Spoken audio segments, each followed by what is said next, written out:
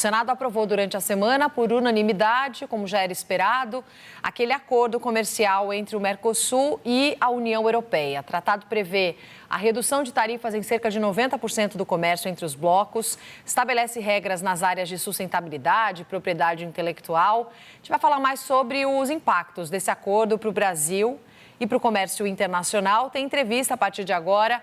Converso com o Elber Barral, ele que é especialista em comércio internacional, também ex-secretário de Comércio Exterior do governo brasileiro, faz a gentileza de nos atender neste sábado. Muito obrigada, viu, Barral, por estar com a gente nesta manhã. Bem-vindo ao SBT News também. Acordo assinado, votado aqui no Brasil, passando pelo Senado, concluindo a ratificação no Congresso brasileiro. Também foi votado na Argentina, países vizinhos, a gente sabe que isso está previsto. Como é que essas aprovações locais podem ajudar, se é que podem, na sua visão, ajudar a destravar o acordo na União Europeia, né? Em que pé estamos na situação de aprovação por lá também? Bom dia, obrigado pelo convite, é um prazer falar com vocês. Bom, só para a gente entender em que situação estamos. O acordo Mercosul-União Europeia é um acordo dos mais complexos do mundo, é um acordo bastante abrangente e é um acordo que levou 25 anos para ser negociado.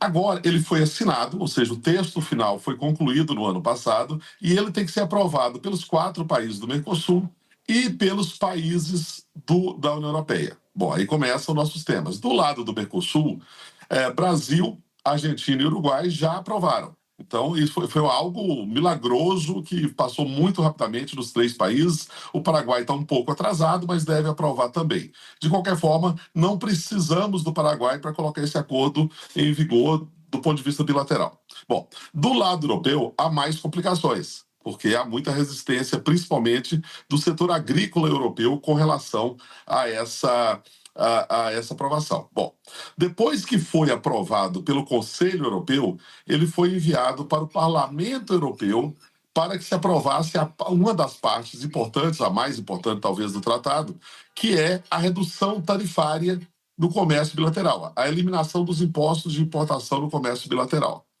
O Parlamento Europeu fez uma consulta, ao invés de aprovar diretamente, fez uma consulta ao Tribunal de Justiça Europeu para eles dizerem se poderia passar somente pelo Parlamento Europeu ou teria que passar pelos parlamentos nacionais todo o acordo.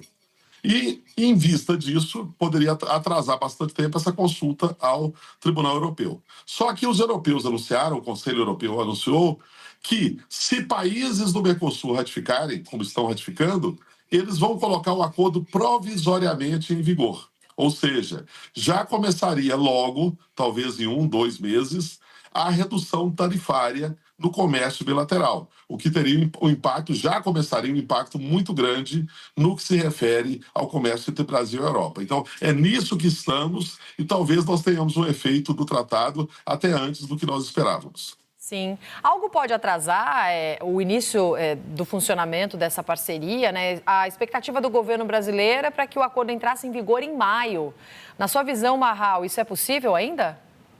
Isso é possível porque a Europa vai tentar colocar o acordo provisoriamente em vigor, tá? E para isso ela não precisaria do Parlamento Europeu nem do Tribunal de Justiça Europeu. O grande problema, então, a princípio sim é possível, o que vai entrar em vigor é só a parte tarifária.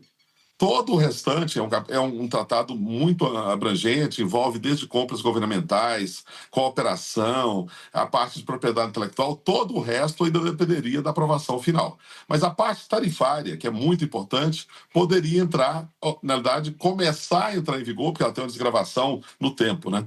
Ela começaria a entrar em vigor a partir de maio.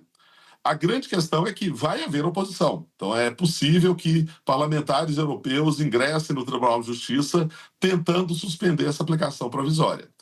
E aí não dá para dizer o que vai acontecer. Mas é possível, sim, que entre em vigor em maio. E, de novo, vai ter o impacto, é o acordo mais importante do Mercosul, é o acordo que vai ter maior impacto para o comércio do Mercosul.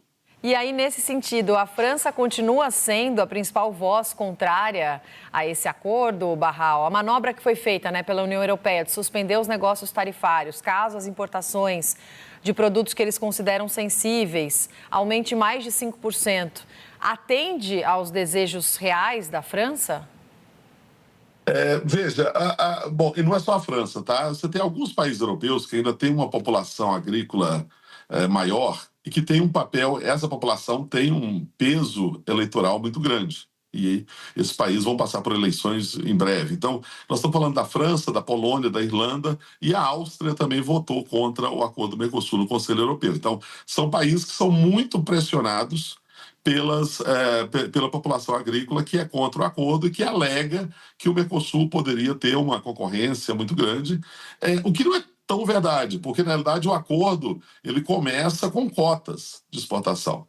O Brasil, por exemplo, já tem algumas cotas de exportação de carne, frango, açúcar para a Europa, vai continuar com a cota maior, mas vai continuar com cota de exportação. Então, o grande efeito, principalmente para o consumidor europeu, é ter acesso a produto de qualidade com menor preço.